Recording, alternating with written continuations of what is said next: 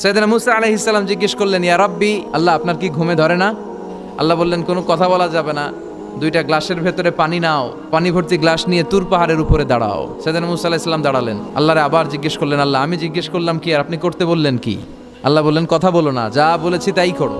তো মুসা আলাইহিস সালাম কিছু বলতে পারে না, পানি নিয়ে দাঁড়িয়ে রইলেন। মুসা আলাইহিস সালামকে আল্লাহ বললেন, তুমি দাঁড়িয়ে থাকো আর ঘুম রে, বললেন ঘুম তুই মুসারে ধর।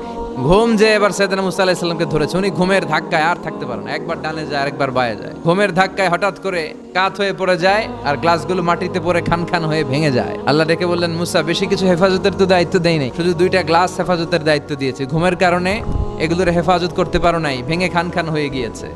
আমি যদি তোমাদের মতো ঘুমিয়ে যেতাম তাহলে পৃথিবীর সাথে সূর্য লেগে, সূর্যের সাথে চন্দ্র লেগে গোটা মহাবিশ্বটা এভাবে গ্লাসের টুকরার মতো খান খান হয়ে যেত রে মুসা। এজন্য লা তাখুযুহু সিনাতুন ওয়ালা নাওম, আমার ঘুমেও ধরে না, ঘুমের আগে যে তন্দ্রা আসে ওইটাও ধরে না।